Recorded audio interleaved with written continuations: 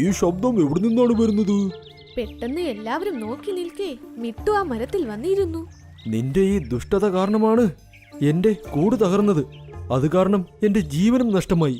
ഇനിയും നീ നിർത്തിയില്ലെങ്കിൽ ഞാൻ ഇപ്പോൾ തന്നെ നിന്റെ ദുഷ്ടതയ്ക്കുള്ള ശിക്ഷയും തരും. ഓഹോ, നീ മരിച്ചുപോയല്ലേ?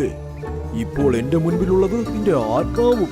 ആ ശരി, ആത്മാവായി വന്ന് നീ എന്നെ പാഠം പഠിപ്പിക്കുമല്ലേ? എന്നാൽ എന്തിനാ നീ താമസിക്കുന്നത്? ശരി, നീ ഇപ്പോൾ കണ്ടോ? അവനോട് ഇങ്ങനെ പറഞ്ഞ് രാമു ആന പറന്നു മുകളിലേക്ക് വന്നു. എന്താ ഇത്? ഞാൻ മുകളിലേക്ക് എങ്ങനെയാണ് പോകുന്നത്? എല്ലാവരും ഇത് കണ്ട് ഞെട്ടിത്തെറിച്ചു. രാമു ആന കാറ്റിൽ പറന്ന് പറന്ന് നദിയുടെ മുകളിലേക്ക് പോകാനും തുടങ്ങി.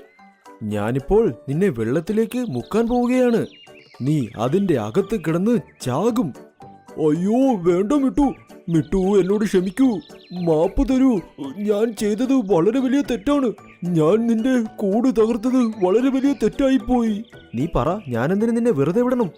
നീ ചാകേണ്ടവൻ തന്നെയാണ്. എനിക്ക് നിന്നെ തിരിച്ചു കൊണ്ടുവരാൻ പറ്റില്ല. എന്നാൽ ഞാൻ വാക്കു തരാം.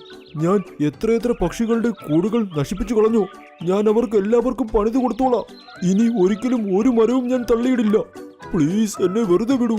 ഇങ്ങനെ പറഞ്ഞ് രാമു ആന തറയിലേക്കും വന്നു നിന്നു.